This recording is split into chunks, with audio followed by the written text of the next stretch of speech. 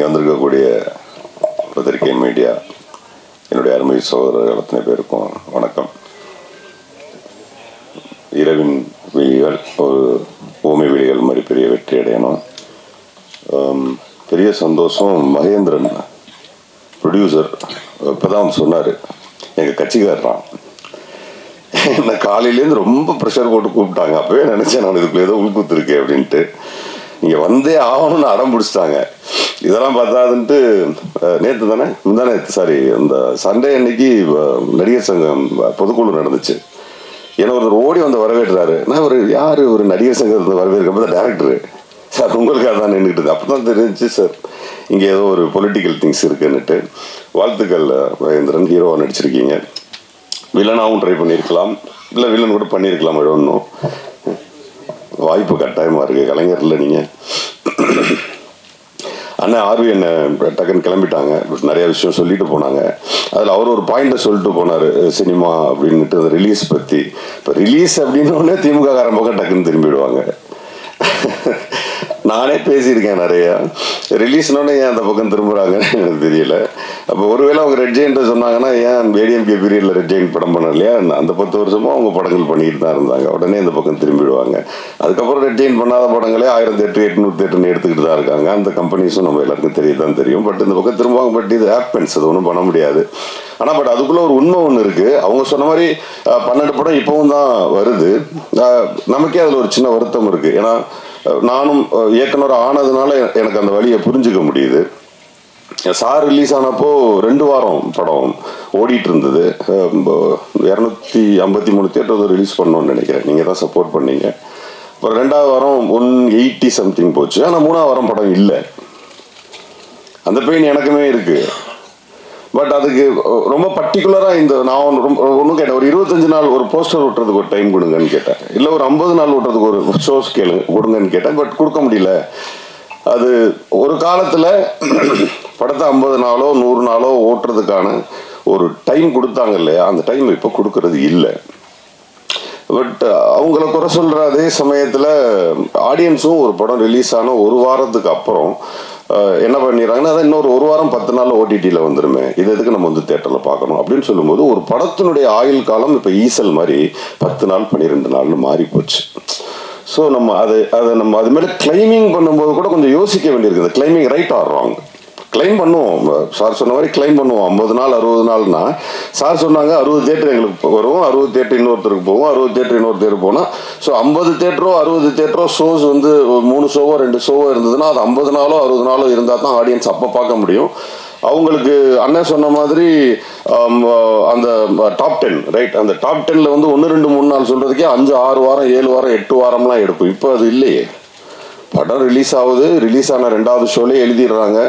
3வது ஷோ வந்து நல்லா இருக்கு சுமாராக இருக்குன்னா கூட கூட்டம் கொடுது. 4வது ஷோ நல்லா இருக்குன்னு சொன்னால் ஓகே, அடுத்த நாள் காலையிலேயே தேட்டர் இல்லை, தூக்கிடுறாங்க.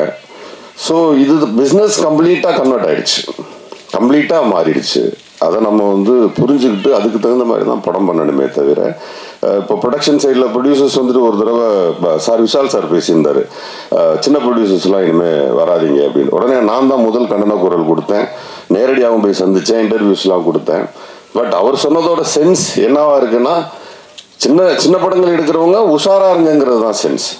ஆனால் அதை அவர் சொல்ல தெரியாமல் சொல்லிட்டார். அவர் உஷாரா இருங்க, கொஞ்சம் கேர்ஃபுல்லாக பண்ணுங்க அப்படிங்கிறது தான் சென்ஸ். ஆனால் அவர் சொன்னதுனால பல ப்ரொடியூசர்ஸ் ஓடி போன கதை உண்டுன்னு வச்சுங்களேன். அது ராங் இஸ் ராங், அது ஒன்றும் பண்ண முடியாது. பட் உண்மை என்னன்னா, சின்ன படம் எடுக்கிறவங்கள்ட்ட கேட்கறது ஒன்று தான், இந்த படம் என்ன மாதிரியான அட்டென்ஷனை ஆடியன்ஸ் கிட்ட கிரியேட் பண்ணும். முதல் கேள்வி, அந்த producers and directors in between அவங்க 2 பேருக்கும் தெரிய வேண்டியது, என்ன காரணத்துக்காக இவன் தேட்டருக்கு வரணும், என்ன மோட்டிவ் கிரியேட் பண்ணுறீங்க தேட்டர்ஸ்க்காக வர்றதுக்கு. அப்போ எந்த மோட்டிவுமே கிரியேட் பண்ணாமல் வர்றதுக்கான எந்த வாய்ப்புகளையுமே உருவாக்காமல் இருக்கிறது யார் மேலே mistake? Even me, even you, even anybody, யாராக இருந்தாலும் அவனை உள்ளே வர்றதுக்கான ஆப்ஷனை நம்ம கிரியேட் பண்ணாதது நம்ம மிஸ்டேக்ஸ். ஸோ இனி வர்ற டைரக்டர்ஸ், ப்ரொடியூசர்ஸ், டெக்னீஷியன்ஸ் இந்த பஞ்ச் பாயிண்ட் இருந்தால் தான் வருவான். இதுதான் காரணம். இப்போ சொல்லுவாங்க கேஸ்ட் வச்சு படம் எடுக்கிறாங்க, மேபி காரணமாக இருக்கலாம். அவங்க மட்டும் வந்து படம் பார்த்தது காசா மாறுறதான்னு நினைக்கலாம். மேபி அவங்களுக்கு மட்டுமான ப்ரீச்சிங்காக இருக்கலாம், மேபி அவங்களுக்கான முன்னேற்றமாக இருக்கலாம், மேபி அவங்க ரொம்ப நாள் அடிபட்டதற்கான மருந்தாக இருக்கலாம். Anything happened. பட் அந்த படத்துக்கு கூட்டம் கூடுதில்லை, காசா மாறுதில்லை. ஸோ இப்போ ப்ரொடக்ஷன் அண்ட் டைரக்ஷன் இன்பிட்வீன், இந்த இன்பிட்வீன் அது காசா மாறுறதுக்கும் தேட்டரில் படம் ஓடுறதுக்கான ரீசன், நான் சொல்றது ஒரு ரீசன். ஸ்டார்ஸ் அது வந்து நம்மளால ஒண்ணுமே பண்ண முடியாது, இட்ஸ் எ ரீசன். ஸ்டார்ஸ் வந்து கம்ப்ளீட்லி ரீசன். அவங்க வர்றது ஈவன் இப்போ விமல் சார் வச்சு நான் படம் பண்ணும்போது ஒரு முதல் நாள், இரண்டாவது நாள், மூணாவது நாள் வந்து தியேட்டர்ல முக்கால்வாசி ஆடியன்ஸ் உட்கார்ந்தது அது போஸ் வெங்கட்டுக்கு வரல, அந்த இசையமைப்பாளருக்கு வரல, ப்ரொடக்ஷன் எடிட்டர் யாருக்குமே வரல, விமல் சாருக்கு தான் வந்தாங்க. ஏன்னா அவர் களவாணியிலேருந்து அவர் ஒரு ஆடியன்ஸை சம்பாரிச்சு இருந்தார், அதுக்காக வந்திருந்தாங்க. ஸோ இப்போ ஹீரோஸ் கொடுக்குற சினிமா என்பது வேறு. ஸோ சினிமா எடுக்க வர்றவங்க ஈவன் இப்போ இந்த படத்தில் ஏன்னா இதையும் சேர்த்து சொல்லிடணும், கூடுதலாக இப்போ நான் சொல்லிக்கிட்டு இருந்த காரணங்களில் இந்த படத்தில் ஒன்று இருக்கு. பேய் படம், இந்த மாதிரியான த்ரில்லர்ஸ் அண்ட் கொஞ்சம் செக்ஸ் கடந்த படங்கள், சாமி படம், இது யார் நடித்தாலும் ஓடிடணும் ஒரு கிராமர் இருக்கு. ஸோ நீங்கள் இந்த கிராமரில் தப்பிச்சுக்கலாம், உங்களுக்கு ஒரு பேசிக் பிஸ்னஸ் வந்துடும். நீங்கள் அதில் ஹீரோ யார் வில்லன் யாருன்னு கூட பெருசாக பார்க்க மாட்டாங்க. வியாபாரிகள் வந்து கேட்க போகும்போதே அதான் கேட்குறாங்க, எத்தனை சாங் இருக்கா, 5 சாங் இருக்கா, 2 ஃபைட் இருக்கா, இது என்ன காரணம், என்ன ஜானர் படம், த்ரில்லர். அப்போ த்ரில்லர்னா உள்ள எல்லாம் என்னன்னு போய் நோண்டி பார்க்கறது இல்லை, அதுக்கு ஒரு பேசிக் பிஸ்னஸ் இருக்கிறதா நினைக்கிறாங்க. என்னன்னா நமக்கு தெரியும் இது என்ன படம்னுட்டு, ஹிந்தியில் தெரியாது, அங்கே ஒரு 10-12 லட்ச ரூபாய்க்கு படத்தை விற்றுருவாங்க. கர்நாடகாவில் தெரியாது, ஒரு 10-12 லட்ச ரூபாய்க்கு விற்றுருவாங்க. இந்த மாதிரி பல்வேறு விதமான மொழிகள்லாம் அது விற்கிறாங்க. விற்கும் போது ஒரு 25 ரூபா, 30 ரூபா, 50 ரூபா ஒரு பேசிக் பிஸ்னஸ் ஃபிக்ஸ் பண்ணுறாங்க. இப்படி ஏதோ ஒன்றாச்சும் வரும். ஆனால் நிறைய பேர் என்ன பண்ணுறாங்கன்னா, இந்த பிள்ளைங்க வந்து வீட்டில் படம் வரையும். ஒரு ஆர்டிஸ்ட்டு ஒருத்தனை படம் வரைஞ்சா அப்படியே அச்சலாம் வரைவான், ஊரே சொல்லுவோம் என்ன பிரமாதமாக வரைஞ்சிருக்கீங்க, அது உண்மை. ஆனால் வீட்டில் ஒரு குழந்தை தப்பாக கிறுக்கும், அப்போ அம்மா சொல்லுவேன் என்ன பிரமாதமாக வரைஞ்சிருக்கேன்னு. அந்த மாதிரி நமக்கு நாமே படம் எடுத்து நல்லா இருக்கு நல்லா இருக்கு நம்ம சொல்லிக்கிறோமே தவிர ஊர் சொல்லணும் அது நல்லா இருக்குன்னு. அப்பதான் இந்த படம் ஓடும். அப்புறம் நான் படம் எடுத்தேன் ஓடல, நான் என்னையும் சேர்த்து தான் சொல்றேன், நான் படம் எடுத்தேன் ஓடல, நான் படம் எடுத்தேன் ஓடலன்னா படம் நல்லா இருந்தால் தான் ஓடும்.